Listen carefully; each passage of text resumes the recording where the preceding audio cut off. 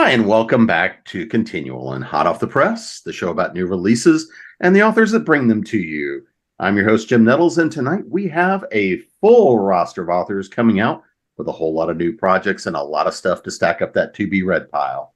So before we find out too much about what you're going to be adding into that Kindle list, let's find out who's here and what they're bringing. So Suzanne, you're up first. Hi, I'm Suzanne Ferrell, and I write romantic suspense. Mostly modern day, but lately I've been dipping my toes into World War II. And tonight I'm going to be talking about my new release that comes out next week, and it's called Cornered, and it's book 3 of my World War II Spy Chaser series. Kyoko? Hi, everyone. My name is Kyoko M. I am the author of the Black Parade Urban Fantasy series and the Of Cinder and Bone science fiction series. Tonight, I'll be talking about my new release, which will be out July 22nd of this year, called Of Wings and Shadows. Amanda? Hi, I'm Amanda Meuwissen. I know that's not at all what my name looks like, but that's how you pronounce it. Today I'm talking about Void Dancer, which is the 4th book in my Tales from the Gemstone Kingdom series. I'm an MM romance author. I dabble in basically every subgenre, but this particular one is high fantasy. Nancy? I'm Nancy Northcott. I write historical fantasy for Falstaff Books. I also independently publish several subgenres of romance, and I write the Outcast Station science fiction series with Jeannie Adams. Tonight I'll be talking about The King's Champion, the 3rd and final volume of the Boar King's Honor historical fantasy trilogy. Marx? Hey, I'm Marx Pyle. I write urban fantasy and sci-fi, and today I'm going to talk about this anthology, Tales of Monstrosity, that we had a successful Kickstarter with and have released wide. I've co-edited and wrote one of the stories in it. Jay? Hi, everyone. I'm Jay Requard. I'm an author of epic fantasy and Sword&Sorcery, and today I'm here to talk about my novel, Atenia. Hopefully you might be able to see the cover there. It's backwards, but yeah, thank you for having me. And David? My name is David Taylor II. I write epic fantasy and comic books. And tonight I'm going to be talking about an interlude novella to my first novel and a comic book, both of which are available right now. So let's get ready to dive into all the fun here. So Suzanne, I'm going to start with you. Let's just sort of, and we already talked about the first couple of books in this series, but let's just sort of set up. What's the world we're falling into? Kind of what's the big setup? What's the big story we're going to jump into? Well, it's about a team of ONI, Office of Navy Intelligence, which was a precursor to the NCIS that y'all probably see on TV, maybe. And it takes place at the beginning, right before Pearl Harbor. So the United States is still neutral, but sort of playing on the side of the Allies. And the first part of this book takes place in August of 1941. And my team is actually the spies, and they're going into Morocco to find a way up this very shallow river to the only airport that is built on concrete, which is a real fact, called Port Lyautey, in case they should ever decide to invade and need that airport. And my heroine acts as the river pilot, and then things happen. And so we have I spent a lot of time in searching through Morocco. And the funny thing is, you know what happens when you type in Casablanca and 1941? You get the movie. Lots and lots about the movie. And I was kind of telling my son about this. I said, oh, I love the movie. It's great, but it ain't the movie. And he said, Mom, you're going to have to go old school. You have to go to the library. Well, I was afraid if I went to the library, they wouldn't have what I want. Went on the dreaded Amazon place. And they had a book called, well, they had several books. My favorite was called 12 Desperate Miles. And it actually talked about why this river was important, how shallow it was, how they wanted to go up there, why Patton wanted it. The problem was there was already a river pilot. But somewhere along the way, he gets arrested and sent to France. So my heroine gets to be the river pilot. And she's a missionary nurse. When my team decides to leave, she stays. And then Pearl Harbor happens, and now she's in enemy territory. So it was kind of fun to take real historical facts, real historical people, and kind of put them in there, and yet have my team do their thing. So Kyoko, what are you bringing to us? So, Of Winds and Shadows is book technically 6. I call it 5.5 because it takes place in media ray of the 5th book, which is Of Claws and Inferno. So my universe is set up is one where dragons were real breathing creatures, and they were hunted to extinction in the 15th century until Dr. Rhett Jackson and Dr. Kamala Anjali over at MIT have a postdoctoral fellowship in which it allows them to clone dragons, but for the purpose of study, not for the purpose of profit or anything like that. Someone stole the dragon, ended up experimenting on it, stole all their research, and then just like explosion of dragons all over the place because they wanted to go back to the era where all the dragons were hunted to extinction.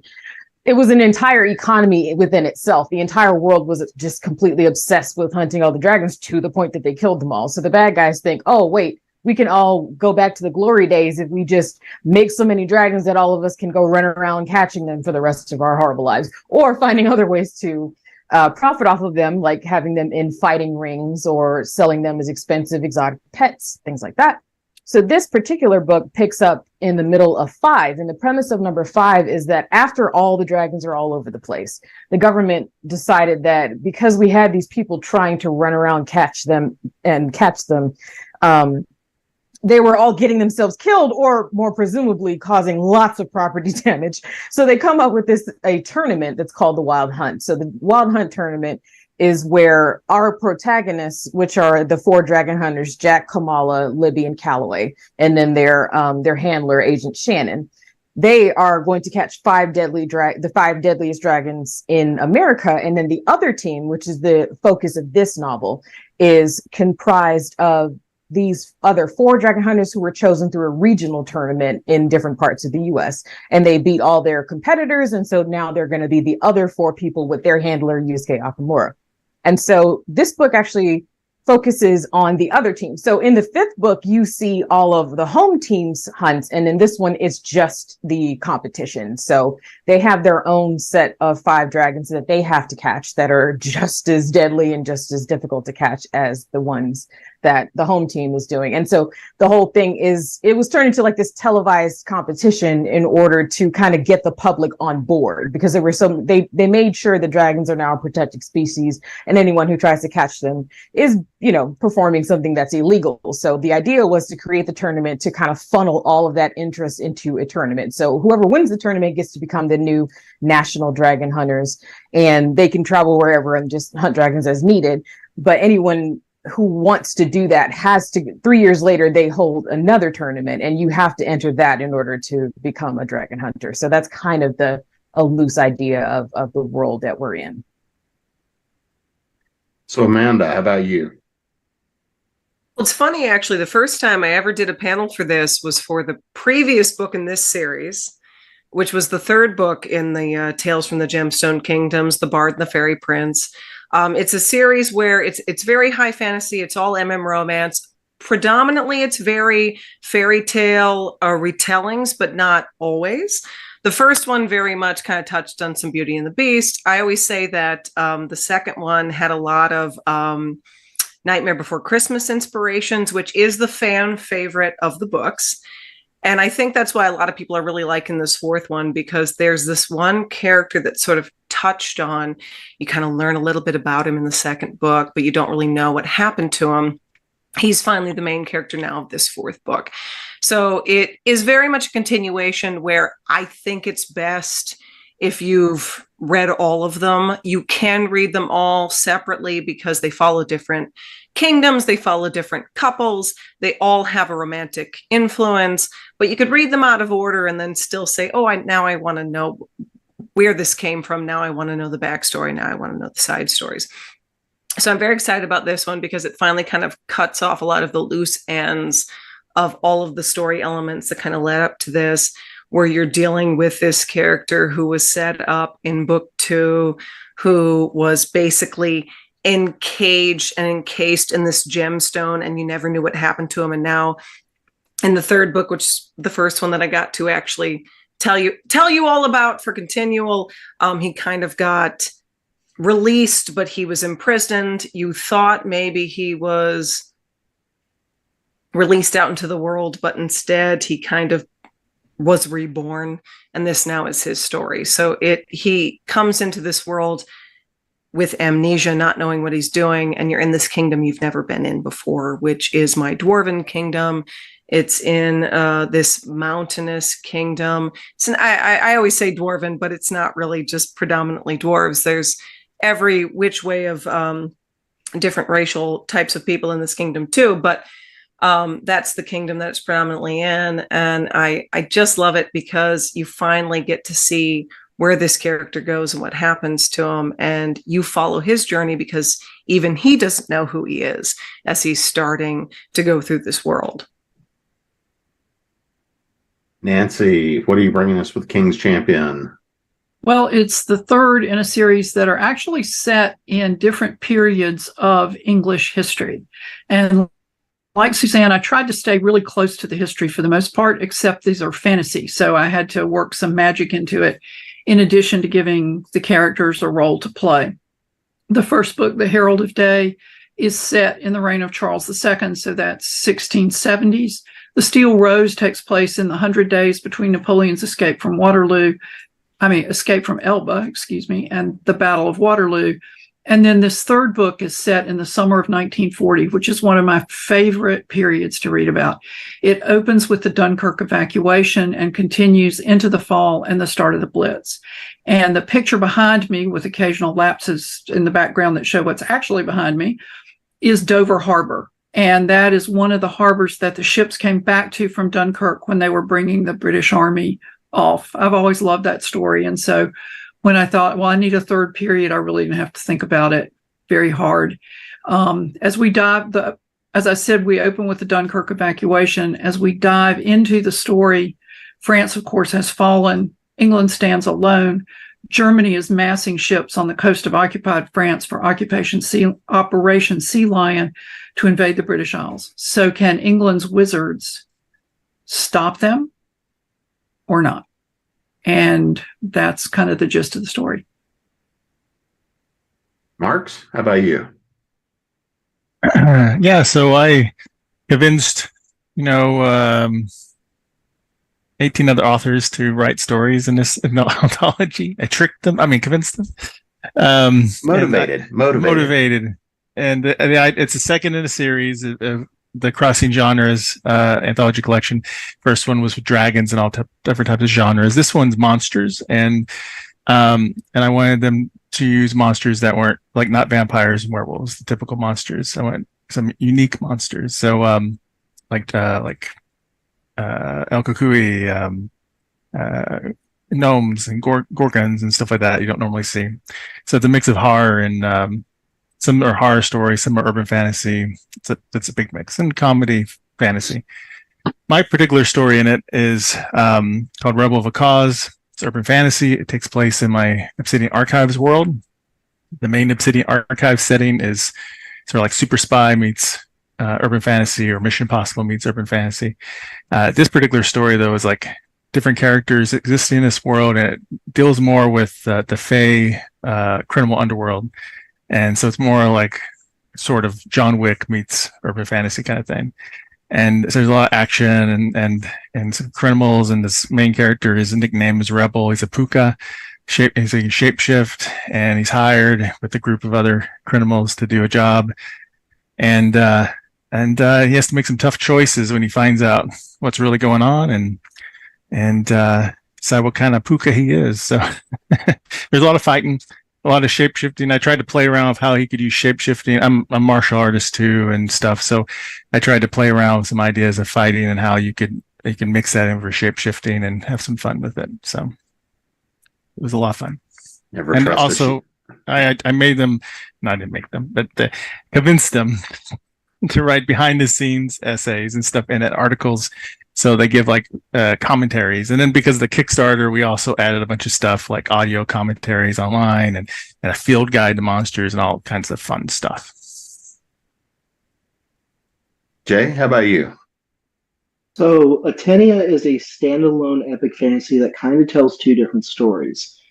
The overlying story is that 15 years ago, in this kind of secondary world, a princess usurps her father, the king, her mother, the queen, and her brother, who is off fighting a war, and installs her son as the king. But because he's too young, she becomes queen regent. And for 15 years, she kind of installs this tyranny alongside her husband, who is the sorcerer. That's kind of the macro story. The more personal story follows this commoner named Hadra, who goes home one night after her job at the bakery, which is kind of the job she's going to have the rest of her life in this kind of tyranny she's living under.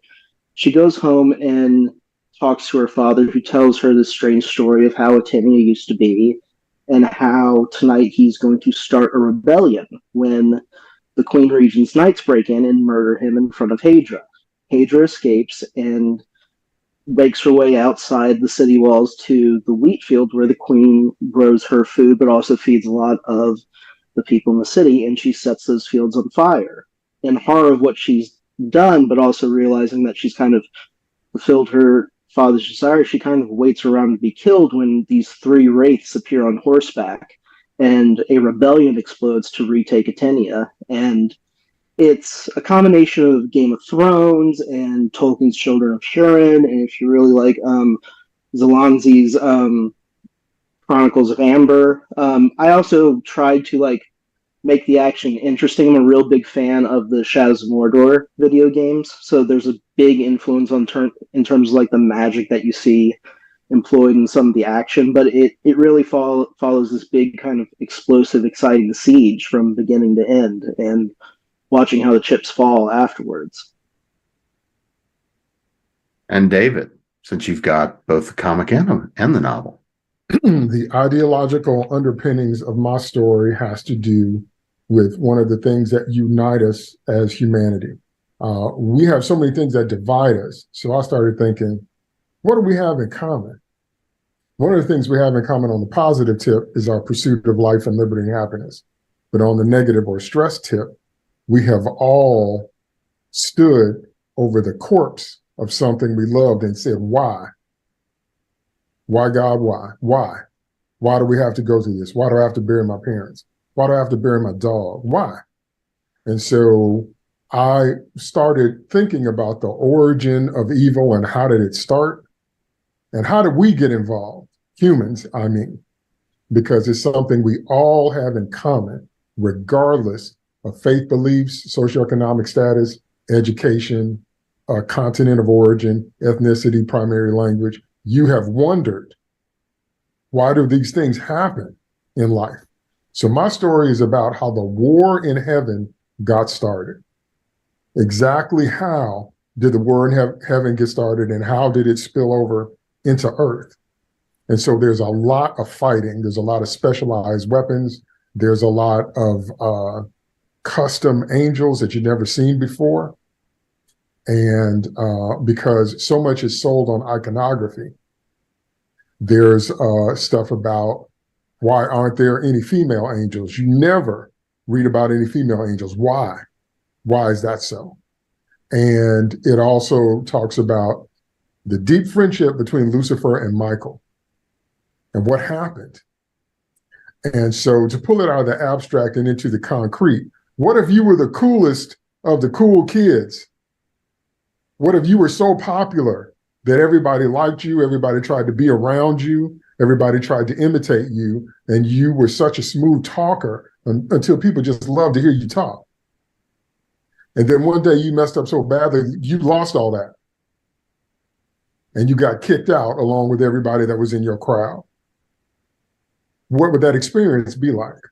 So the image that first gripped me was the first time Satan saw himself in a reflective surface, because the name Lucifer means light bearer. So the first time he saw himself in a pond or a pool, he's become this twisted, ugly, gnarly, clawed dragon beastly thing. And so that fascinates me. How could you be a celestial being in what everybody would think of their version of paradise and just lose it all and just decide that wasn't good enough? So you decided to stage a coup. That idea fascinates me, mainly because I want to avoid it. So that's the overarching idea behind what's going on here. And so the characters you meet are some familiar and some you've never heard of before. There are archangels, there's Lucifer, there's angels that follow them, and a whole bunch of different things. And so the book that's out now is in the immediate aftermath of the first wave of that rebellion. So everything goes down. The first novel is about everything that happens the first time. And then what? And the impact over the heavenly realm about that kind of thing. And so when I conclude the novel series, it's going to conclude with how did we get humans? How do we get involved? So that's a general idea. I'll show you the book right now, and I know we'll get some details later. Hold on, let me be sure you can see it, because every time I have on a background, you can't see it. So there it goes. So this is the interlude book. This is the one that just dropped yesterday. And it's a novella. And it's dealing with the immediate aftermath of the first fight. And I don't want to give away too many spoilers because a whole lot happens. So if I could sum it up in one sentence, this book, I would say, what do you do if the soldiers you recruited for your war don't want to go home? That's what this book is about. Now that we've kind of got everybody primed and we've got something at least for everybody going, let's talk a little bit more about who we're going to be hanging out with in all these various books. So Kyoko, let me start with you on this one. So let's dive a little bit deeper. Who are we hanging out with in this book? What's driving them?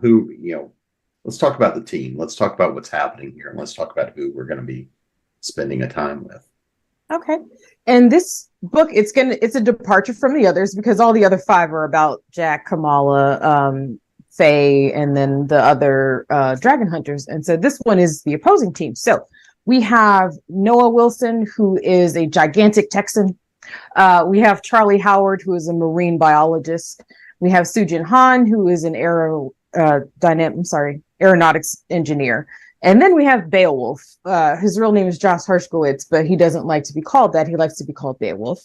And he is a YouTuber and influencer who turned into dragon hunting just because he wanted to be more famous than he already was. And this particular team is very at least it's funny because it kind of, a lot of it has to do with the internal struggle of the fact that Beowulf is basically the worst because he's so egotistical. He's so sure of himself. He doesn't even want a team. He thinks that he could catch all these dragons by himself. And so a lot of the tension comes from them trying to be a team while they have this one jerk that's on the team, but he happens to be really good at hunting dragons. So they can't really get rid of him. And so a lot of it, their drive and their personal, like all of them come from different walks of life, but they do really appreciate the dragons, and none of them, except for Beowulf, before the dragons were protected species, were actually killing them. They were humanely capturing them and processing them elsewhere until the government decided that it's now illegal for independent dragon hunters to catch them. So a lot of that team, you get to kind of know them one by one as they go into their individual hunts, because the way that the tournament is structured is that there are 5 dragons total. So each person will hunt one dragon separately, and then they will do the last one together, because the last one is an extremely dangerous dragon. So, and that's the other half of it that I think was really fun about writing this book, is that in a way, the dragons are kind of characters too. In their own special little ways, because I really dove into a lot of animal science, environmental science, to bring them to life and make it feel like they're actual creatures. So Noah has to hunt the midnight dragon, which is this really tall black dragon that lives out in mountains. And then Sujin that takes place in South Carolina. And then Sujin has to catch the Mercury dragon, which is a silver dragon that's in the Ruby Falls of Tennessee. And then we have Charlie. Charlie had to hunt a storm dragon that lives over in Key West. So this is like a whole seafaring adventure there for him.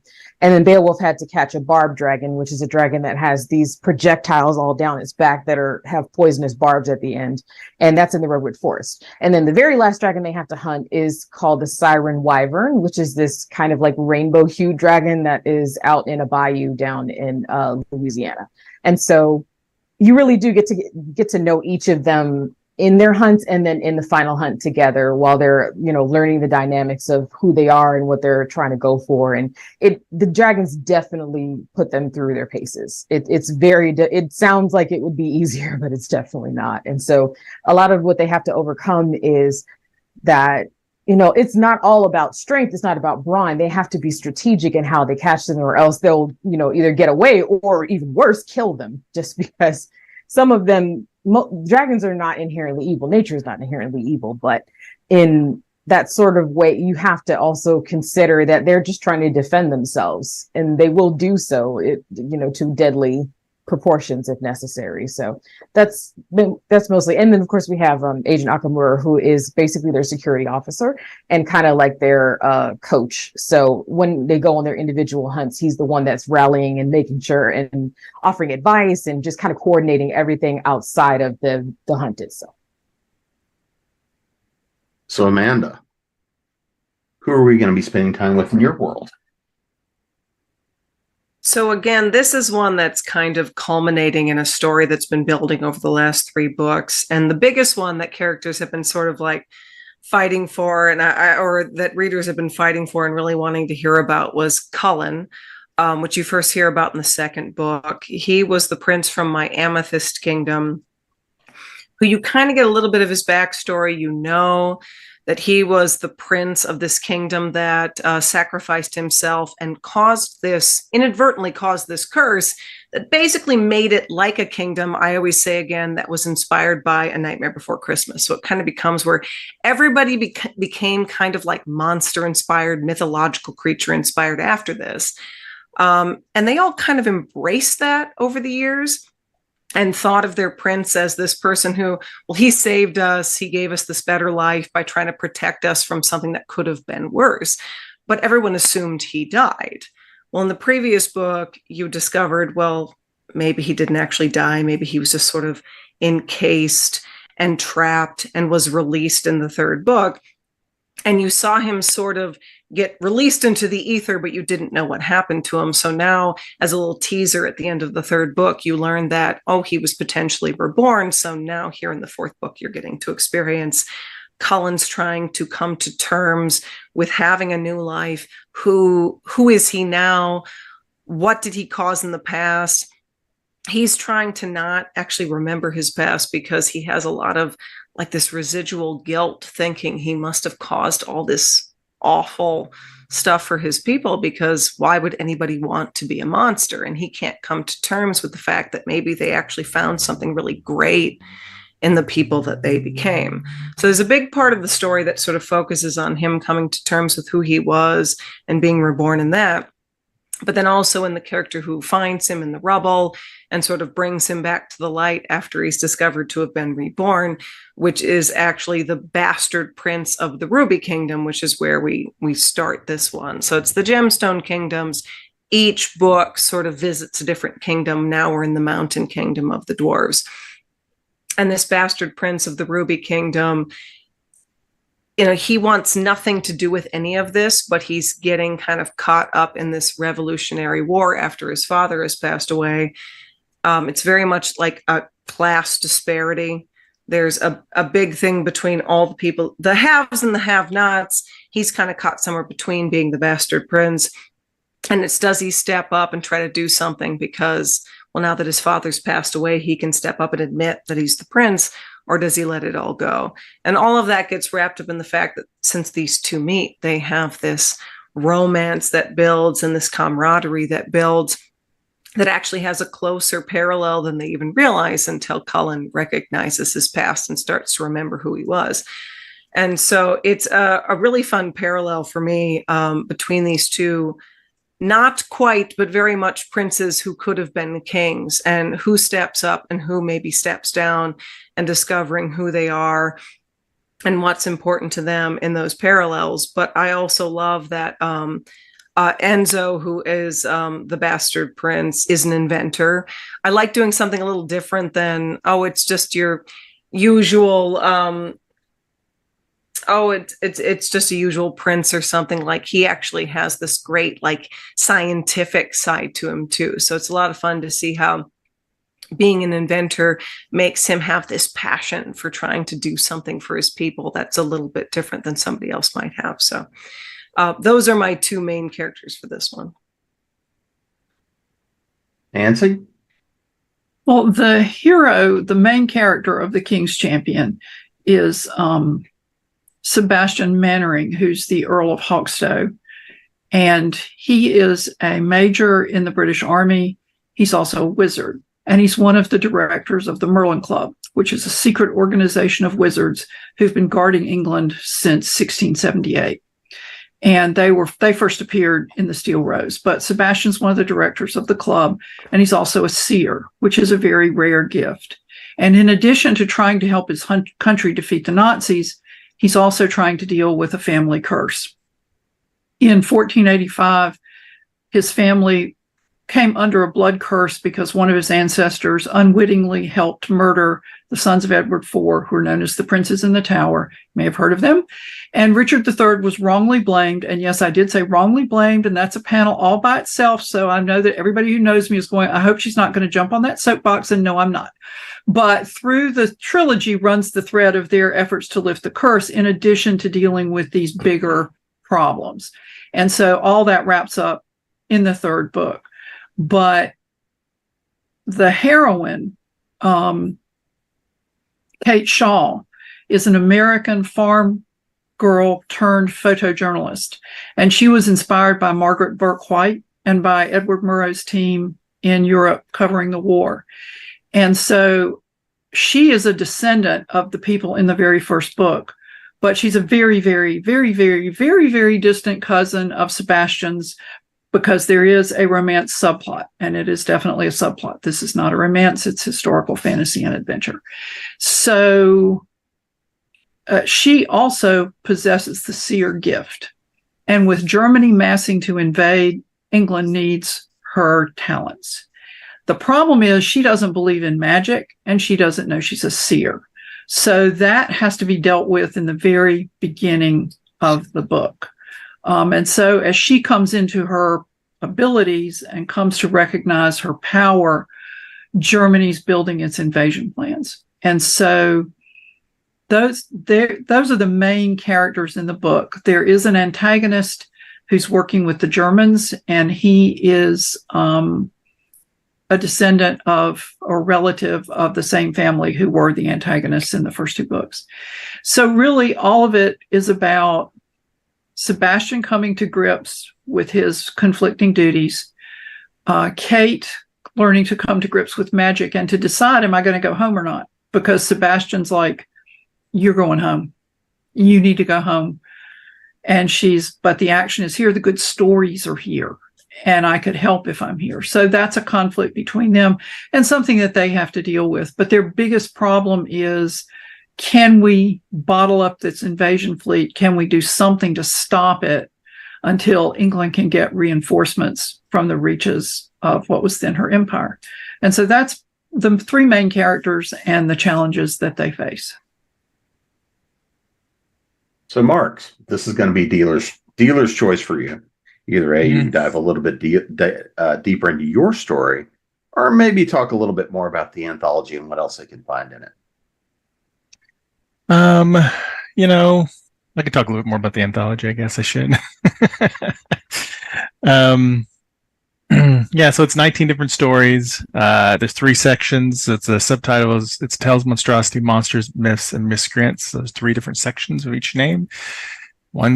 The first one is much darker, more horror oriented. The middle one's more comedic.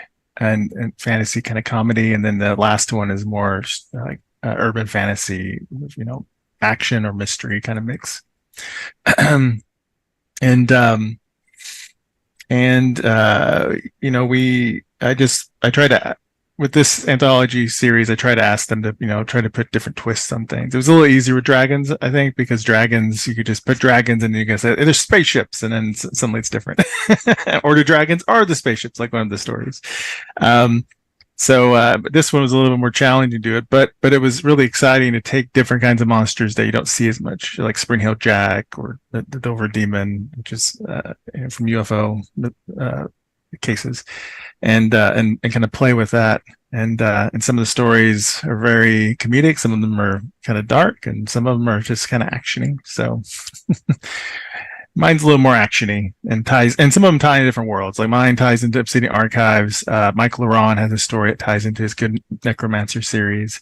Some of them spin out of it. We have Jeannie's story. I can't remember the name of it off the top of my head, but it's actually a middle grade story, but it's pretty dark for middle grade.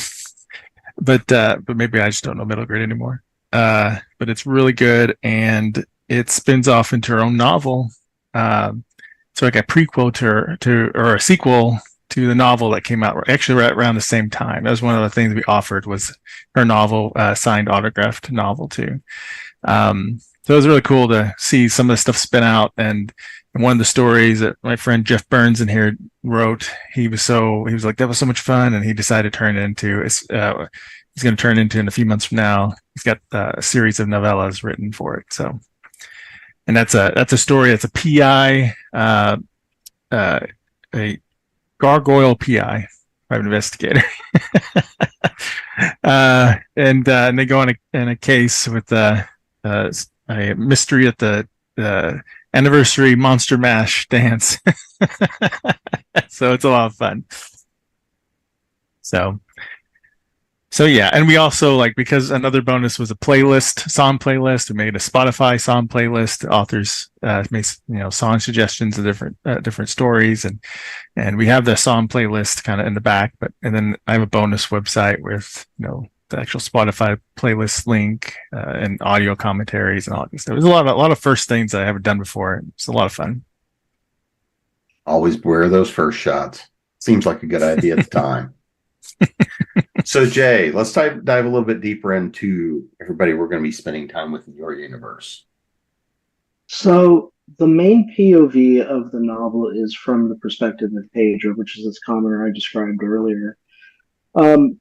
Just a little bit of framing. I kind of wrote this entire book as a response to a scene from Game of Thrones season 8. Anyone that's watched the show, you may be familiar with it. There's this scene in the very last episode where basically all the survivors of the Wars of Westeros are sitting around deciding who's going to be the new king. We need to pick someone, and we need to pick someone who's not going to incite more problems and someone who's going to be able to establish control.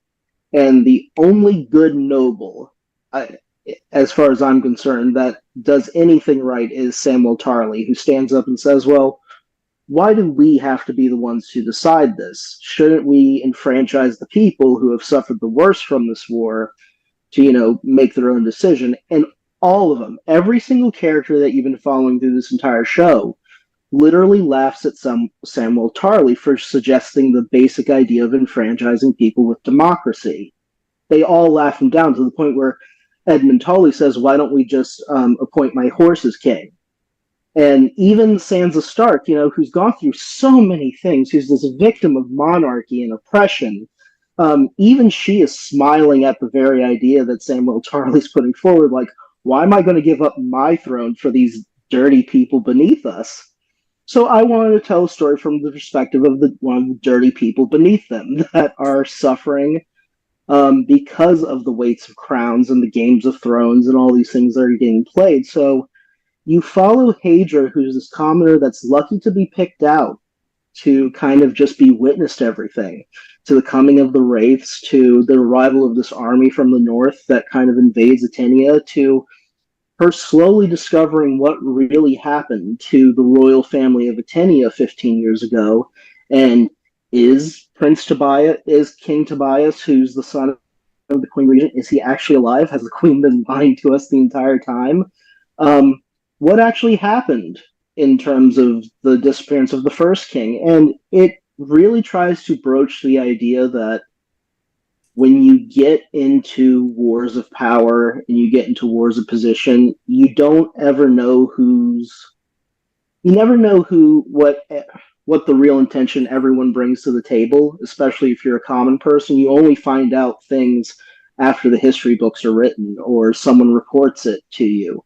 I wanted to tell a story of someone who wasn't born a noble, who didn't have any special powers, wasn't handed a magic sword or anything like that, and watched them kind of survive that story and kind of report it from the perspective of someone who's not going to end up on a throne and who's not going to end up being a king or a queen or a princess or anything like that. I kind of wanted to give the commoner perspective to kind of the things that we see in shows like GOT and things that you see in books like Chronicles of Amber. I always thought that we missed out on that commoner's perspective, and I tried to set out and write that. David. In my interlude book, there are the 4 archwizdors. Those are archangels. They're called archwizdors in my story world. There's Michael, Gabriel, Uriel, and Raphael. So they're here. The point of view characters from the first book are a set of twin gladiators named Ithador and Ithacor. And they refer to each other as left twin, right twin. And one is super by the book, and the other one is as spacey and as creative and as out there as you could be. So they're here. And then there's some payoff characters that I won't spoil from the first novel. And then there are captains of the guards dealing with the issues that they're dealing with the soldiers. So all the familiar characters that you see in the first book, and then some other surprise stuff coming up. But again, what I wanted to show in no uncertain terms was different personalities, because I completely reject this notion of the iconography of angels that has dominated art for however many hundreds of years. I completely reject that would be all that they look like, and that would be all that they thought or felt, or else you would never have a rebellion. And so what are the personalities of the archwizdors, and how do they deal with being the ones that everybody kind of looks to? Michael has a group of gladiators. Gabriel has a group of messengers. Uriel does not. He's a negotiator, but he does not have followers. How would that affect him? And then Raphael is the keeper of the leaves. He's the medical person. He's the healer. And so his perspective is completely different than anybody else's. Michael and Gabriel on the front lines, fighting, flying all the time. Raphael sees the other side, where people have to come to him and get restored back to life. Completely different perspective. And so they're there, and like I said, we still have the twins, and they're still doing their twin thing, because everybody told me from the first book that they just cracked them up. So they're back doing their twin thing, and so it's much more practical than you would expect for your assumptions about the celestial realm. Much more practical. And so the whole goal of writing is to show a clash of values. And the idea of celestial beings doing that, it fascinates me to no end. So it's about their take on what's happening right after the first wave that we find in the first book. I will drop a little tiny spoiler, and here it comes. What would you do if you've been told your whole life that death was a myth. And then you found out it was real. That's part of the underpinnings of what they're going through. So, Suzanne. Yes. Seeing as how y'all are in World War II and plenty of death to go around, who are we going to be spending a little more time with in this book? Well, the series has 5 heroes, which is why the series is called Neptune's 5. Neptune is the leader. Second in command is Cowboy, because he's a slow talker from Texas. Then there's Boston, and I can't do a Boston accent, so I'm not going to try, but he has a real good one, and he tends to use curse words on a regular basis. And in fact, he can't say a sentence without one. Then there's Scout, who's a little fella from Kentucky. But this one is the oldest member of the team. He's actually, his nickname is Chief, but he is a chief petty officer in the Navy. And he is a direct 6 or 7 generation descendant of Blackbeard the pirate. And his heroine is going to show him how to take a boat up a river, and he's not too pleased with it. The problem is he's also quite attracted to her. She's an older heroine, probably mid-30s. She's been in Morocco for about 5 or 6 years at least. She is a nurse. She works with missionaries, but she works with the Bedouins. And she may or may not be part of the resistance and taking secret supplies to the Bedouins in her medical supplies. And the team's not real happy about that because it could blow their mission. So there was a couple of challenges to this book, because the first part starts in 1941. It actually falls between my first book and my second book, which takes place, one takes place in the spring of 1941. One takes place in November, right before Pearl Harbor, in actual war games that happened in North and South Carolina. So we start the book out in between those two, and my characters are separated. And if you're a romance reader, you know you're supposed to actually keep them together. But that's what happened in World War II. People were separated. And a lot of people, there were no cell phones, of course. And if there were landlines, it cost a fortune to call long distance across, an ocean. So how do I keep these two people connected? Well, she has a connection with the embassies, both in Rabat, Morocco, and over in Tangier. And she's able to get letters out. And so there's the romance part sort of falls into these letters back and forth. But there's also this tension because Pearl Harbor happens. She's still there. He wants her out. She can't get out. And then the letters stop. Then comes Operation Torch, which was the actual invasion of the Allies, landing in Morocco. There were 3 places in Morocco. And then for the Americans to land, the British couldn't land in Morocco because the French were sort of pissed at them because they kind of blew up their navy when they fell. So they went and they landed in Tangiers and Algeria and maybe Libya. I didn't go past the Americans. And my people need to find her and get her out before they land. Because if they land and she's in the hands of the Germans or even the Vichy French, they could kill her. But they can't land in Casablanca. Oh no, can't have that happening.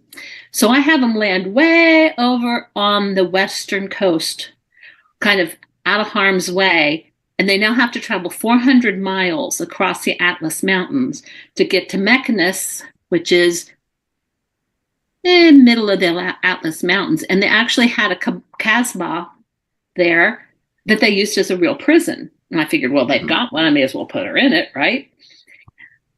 Funny thing is, there are no trees on these Atlas Mountains. Because I think mountains, I think Appalachians, I think Rockies, I think lots of trees, lots of vegetation. No, they're pretty barren. And what trees they do are either cedar or palm trees. So you're not going to get much hiding there. So we did a lot of kind of having them go through this. And then when they come back, they got the Germans decide to follow them because I've got one nasty SS officer. And he really is sadistic and he really wants her back. And then the Operation Torches happens. So they need to like skedaddle. And so that's kind of the story of this book. That leaves me 2 more guys to go with. Boston, who is going to have the next book. And then the final one is going to happen around D-Day for the 5 of them. And then I figure, the war happens for Americans. So we're not going to go further than that. So, with this collection of books, there's really only one question to ask, and because again, part of the great joy of being a writer, and I know a lot of y'all have heard me say this before, is that getting to trip over a research rabbit hole, twist your ankle, fall down, roll down the hill, dive into something where you get to learn something in the process.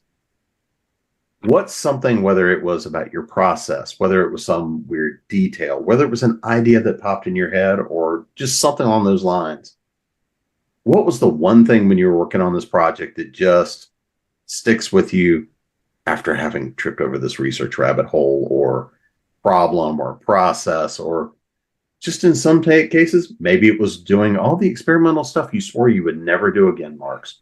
So Amanda, I'm going to ask you this one first. So I'm a big Dungeons and Dragons nerd. Like I've played D&D for a good decade plus, whatever. I actually started as a managing editor for books before I started publishing my own. And I had the pleasure of helping publish one of my favorite series. I'm going to name drop for a friend who I absolutely love. So if no one's ever read any of these books, which you probably haven't because he gets no recognition at all, there's a series called the Vlishkanath Chronicles. And it's hard to spell Vlishkanath. So Vlishgnath, I think. Oh my God. Best series I've ever read, edited, whatever, but all based off D&D. And so I would say a lot of my fantasy series, these Tales from the Gemstone Kingdoms, have a lot of D&D roots to them. And so one of the main characters for this book, he is the bastard son of the Ruby King. The Ruby Kingdom is dwarven. He actually is what I call a Ferrell, which is half dwarven, half elf. And I feel like I'm gonna get this wrong. I'm gonna remember wrong. And I thought I came up with that name myself, but then when I was researching, I thought, no, I thought maybe it was Pathfinder, maybe it was D&D, but I thought I remembered diving in and seeing that Ferrell, so Farell, was actually a legitimate term used for half elves, half dwarves. Maybe anybody? Okay, maybe I did actually make it up, but I thought it was a good choice actually for a name where it would kind of mix the two, but be something unique. Because what else are you going to be? It's going to be a dwelf, right? Like you can't. What else do you do if you're going to combine those two? So I was deep diving into all these different, half this, half that. How do you combine these different races? And I'm sure I went into some deep dive holes of D&D lore of different combinations of races and stuff at that point, and got way lost. And wait, no, that's not actually what I don't even care about that. I'm just trying to think of a name for this combination, because we all think of what's a half elf. If you're a human and an elf, you're a half elf. Well, what about all these other combinations? And we haven't really, I feel like nobody ever really thought of those combinations before. Why would they not have their own names? And so I had a lot of fun with that, where I can't even now remember, because it would have been a couple of years ago when I was first coming up with this idea, if I got it from somebody else or if I came up with it myself. But it was fun to go into that sort of D&D rabbit hole of where did all these different combinations kind of come from? And because most of the time we see a lot of just, it's a human with whatever. But when it's actually these other races coming together, it kind of becomes a little bit more interesting. What can we do with that? What kind of characters can we create? So that was the most fun I had, was kind of going into that rabbit hole. Nancy? Well, one of the biggest challenges I had was finding out the details on the preparations for Operation Sea Lion. And I looked at 3 different books, and I finally found one that actually had layouts of the harbors and the way the ships were arranged. Because if your people are going to go over there and try to sabotage something, you kind of need to know what they're dealing with and what it looks like. And the problem with that is there are people out there who do know what it looks like. And if they read the book and I messed it up, then that's not going to be very helpful. But the thing that shocked me the most and that has stayed with me the most was how different the Dunkirk evacuation was from what I'd grown up always hearing that it was. You know, I thought, yeah, some people held the line and everybody else ran to the beach, and the British Navy and the Royal Navy and the little ships came and took them off, and they went back and everything was great. And it was a lot harder, a lot bloodier. As the perimeter contracted, they were constantly fighting the Germans to hold the line so that people could reach the beach. There were 4 different excavation routes, and going back and forth at night. This is the little fact you stumble across because you just happen to look at the right book. There's something in the water of the English Channel that's phosphorescent, and the wakes of the ships would stir it up. And the Luftwaffe, because this was a simpler age technology, could not see the ships very well flying in the night sky.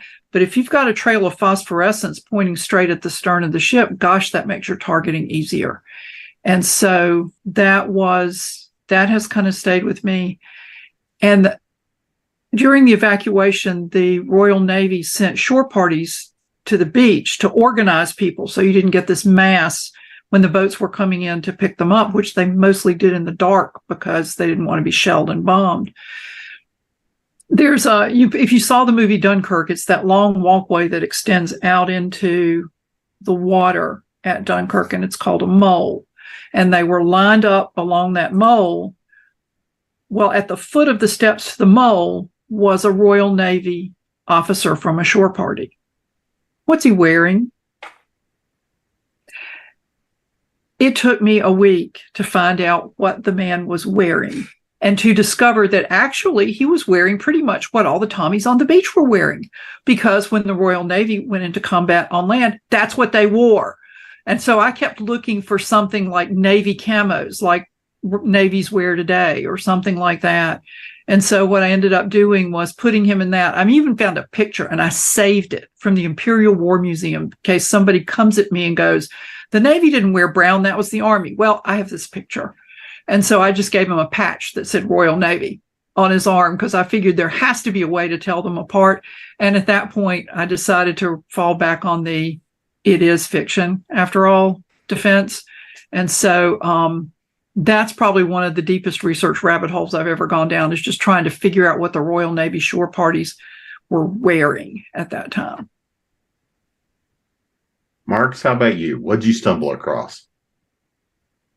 Well, yeah, the Kickstarter. I never did a Kickstarter before, so I didn't know like how much we were gonna make, so I'm so glad I didn't do it. Like I almost put down our stretch goals at first, like out of the gate, and before I could do it, we like blew past what would have been most of those goals. So I'm like, oh my gosh, yeah, I need to stretch these. I need to measure this a little better. And then I was running out of stretch goal ideas and everything else. So, good problem to have. That's a good problem to have. But yeah. But then I had to think of things to do, and then of course that's another it's a whole nother project, right? A field guide is another thing, and then I have to ask the authors, to write some more stuff, and which ones would like to do that, and then just try to conceive how that works. We ended up doing like a bonus short story bundle for everybody. We did the field guide, we did 5e and Pathfinder RPG stats on all the monsters. So we had a mix of stuff.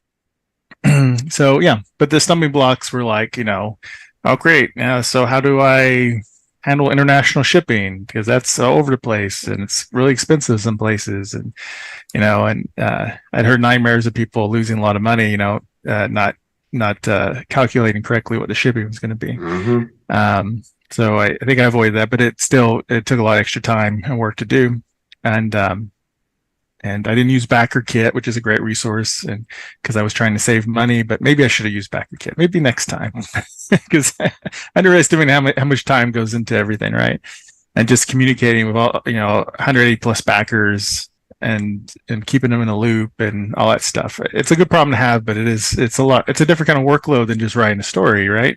You got to write a story, edit, and do all this other stuff. So, but it was a great experience to do it. And I think it's very invaluable experience to have. And I did enjoy it. And I do want to do a Kickstarter again. I would if anyone hasn't done it yet, I would recommend you try it out. So I think it's rewarding to find where they're at or Patreon or something, to be able to deal directly with your readers and make new readers too, new fans. And, I got emails from people like, I got my book in the mail. Oh my gosh, this is great. And people who never knew who we were before. And so that's a really cool experience you don't usually get when you're selling your books on Amazon. You don't get to interact with people unless you go to conventions, of course. So, but a lot of work. Yes. Jay, what'd you learn in this process?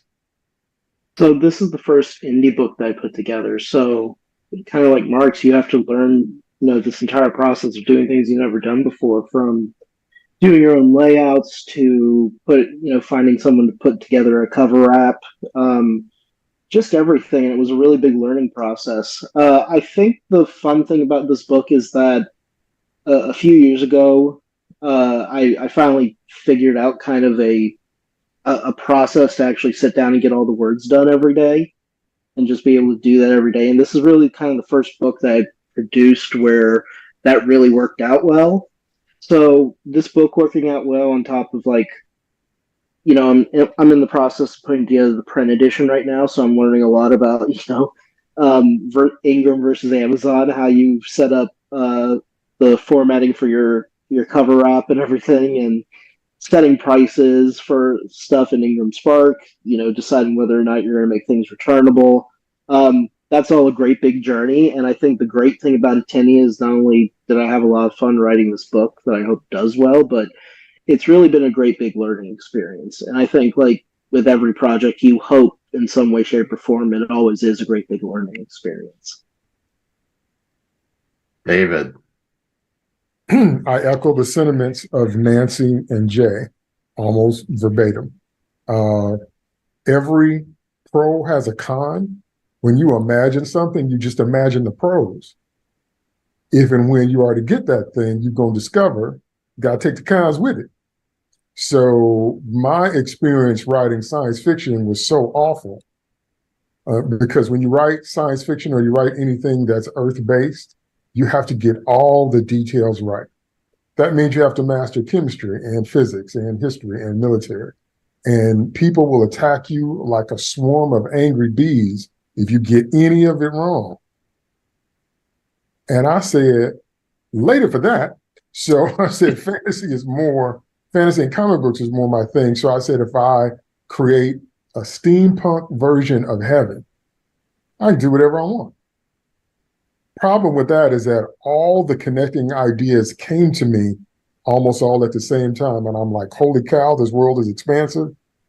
Holy cow, this world is expansive. And so what I wanted to do was I wanted to create my content in chronological order, because I have graphic novels, I have novellas, I have comic books, I even have a tabletop RPG, and I have coloring books. And they're all in the story. And then I found out that I couldn't create all that stuff in order and release it. And I said, holy cow, I'm George Lucas. So I'm going to have to do the first trilogy and put that out and have everybody talk about that and then add the other stuff, because it was such a different timetable for everything. It took us 2 years to put that tabletop game together. And then my graphic novel artist got sick and dropped out and lost touch, and I had to find him, and it wasn't nearly as linear a process as I'd hoped. So what I do now is, like even this latest book, I have the chronological order of the events to let my readers know this is the order in which they happen in the story world.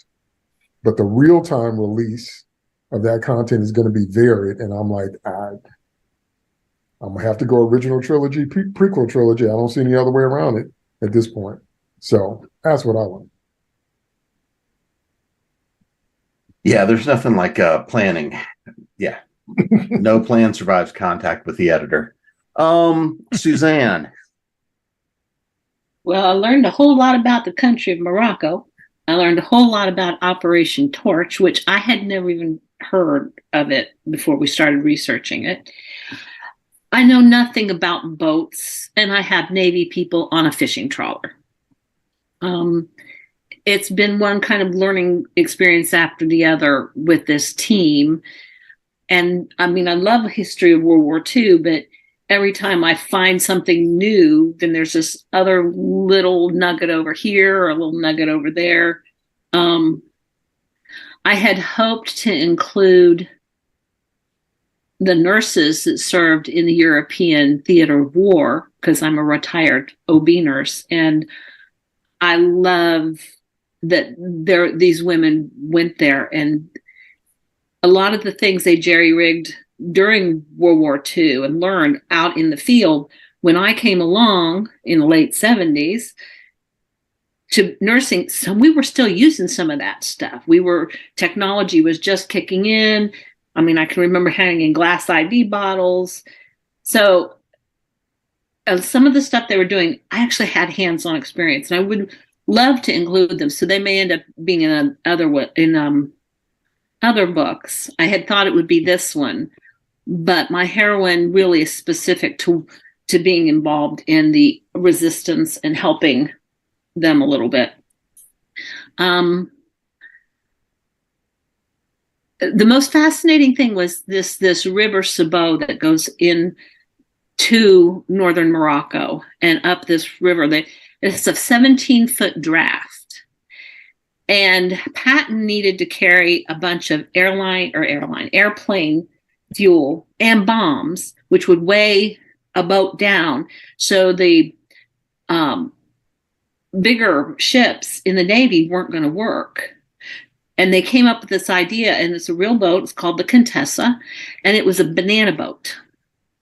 And it would take bananas from South America and into North America and up the Mississippi.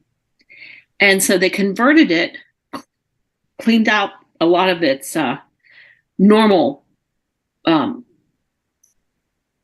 guess, inside bulwark and everything, and made room to be able to put all these bombs and the fuel on there. And the captain of that was not in the Navy, and half the people that were on this boat that knew how to use this boat weren't in the Navy. And then they put Navy guys on there, and then they joined the armada that was going over, kind of came up behind them, and people were like, "Who are you?" Because they were all radio silent and nobody knew this boat was coming. It was an interesting way how they all ended up in the right place at the right time, and how they used this boat because it had that 17-foot draft. And if they went any deeper, they'd hit these sandbars, not to mention the other things like the French Navy blew up one of their own boats to try and block this river. And it wasn't just a piece of cake walk for them once they got it. It took about 3 days for the invasion to actually take over that whole area.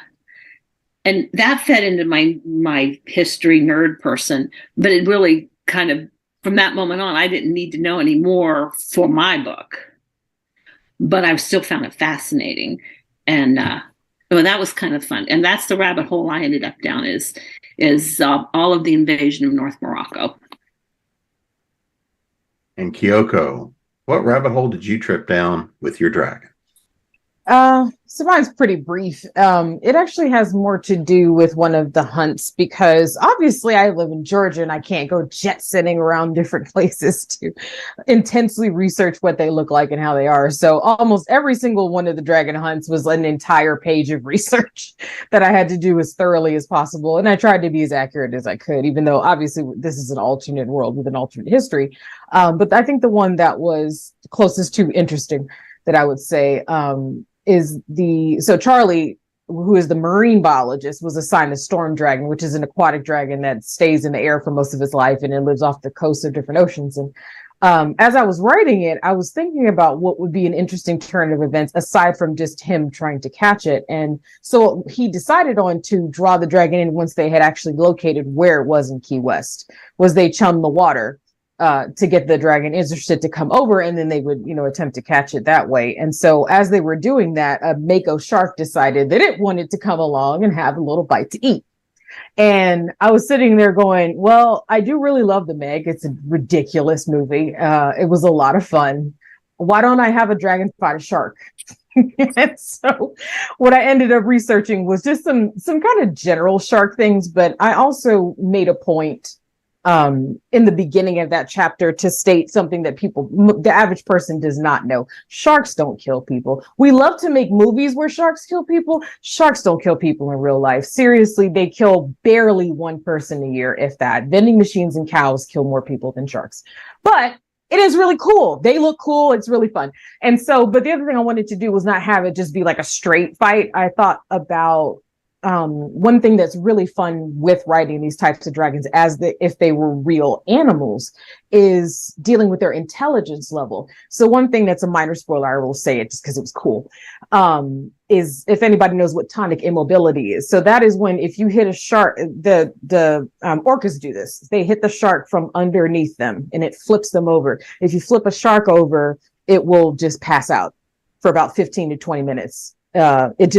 For whatever reason, whatever processes are in the shark's body, it will cause it to just pass out.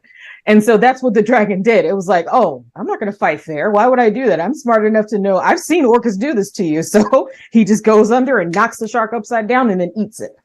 And so just all of the research that was surrounding that was like a lot of fun. I really thought it was I wish it was one of those things where I had like tons of money and resources and I could hire people to make this into a movie, because I just think that would be such a cool scene of watching an aquatic dragon flip a shark over and then eat it. But again, a lot of it I did stress that it was like Key West has never had a single fatal shark attack in the history since it was actually established. And I put that in the book because I did want that as a disclaimer of like, I know the scene is cool. Please stop being scared of sharks. They don't eat people. They really don't. I mean, you'll get some bites here and there, but they don't eat people. So I think that was part of it. Like a lot of the motivation for me writing this series was conservation motivated, oddly enough, just because I think that there are a lot of things that we shouldn't be doing and things that we could be doing better. And so I try not to be preachy, but just little things like that I wanted to insert as little fun tidbits into the story. Yep. Too bad the Sci-Fi Channel doesn't have their Saturday night movies anymore like they used to. I know. because Sharknado 5, 6, 27, whatever number we're on. But anyway, so we have stacked up everyone's to be piles or to be read piles tonight. But before we get out of here, let's make sure everybody knows where to find you guys and these new releases. So Suzanne, you're up first. You can find me at SuzanneFerrell.com. I'm on Facebook and Twitter as Suze Ferrell, and I think Instagram also. And the new book comes out a week from today. So it is pre-ordered. And the first book in the series, Shanghai, I put it on sale for about a month to kind of say, hey, if you haven't read it, you might want to start with the first one because there's 3 so far. And the third book is called Cornered. Kyoko? So, Of Wings and Shadows is currently on pre-order. It is available on all major retailers, and it will be released on July 22nd. It is also on a special pre-order price of only 99 cents. I'm more than sure you have that in your bank account, so, you have no excuses. But I'm just kidding. And then you can find the rest of my work and the previous books in that series at shewhowritesmonsters.com. That's got books 1 through 5 included. It's also got the Black Parade series there if you're interested. And the first book in both of those series on ebook is permanently free. So you are welcome to download it and check it out. Amanda? Really, the easiest way is just looking up Amanda Meuwissen. You can see it here on the screen. That's how you spell it. I know it's not how I say it. It's not how it looks, but that's how it's spelled. I am the only one in the United States, so it's very easy to find me. This book in particular, again, is the fourth book of the Tales from the Gemstone Kingdoms. Another way you can find the entire series right now is the my book /2 .gemstone kingdoms or / I forget how but everybody uses that now, right? It's the my book. But all of the other the books in the series so far are on Kindle Unlimited. So if you want to catch up, you can do so for free if you have Kindle Unlimited. But otherwise, if you Google me, I am the only one you will find. Nancy? You can find information about me and my books at nancynorthcott.com. My main social media activity is on Twitter, where I'm at Nancy Northcott, and I've recently, to my great pride and delight, figured out Instagram. So I'm Nancy Northcott, author on Instagram, but there's not much there because I just figured it out. The King's Champion will be available as of the first weekend in May. It's available from Falstaff Books or from Amazon, and it also is in Kindle Unlimited, as are the other two books in the series. Marx? You can find me at marxpyle.com. You can also find, if you were looking specifically just for the anthologies, you can go to cabotcrossing.com. It's the publishing name. It's Cabot, like the infamous cat-rabbit hybrid. So it's just a rabbit with C instead of an R, right? So cabotcrossing.com. And you can also go directly to Tales of Monstrosity at books2read.com/Tales of Monstrosity.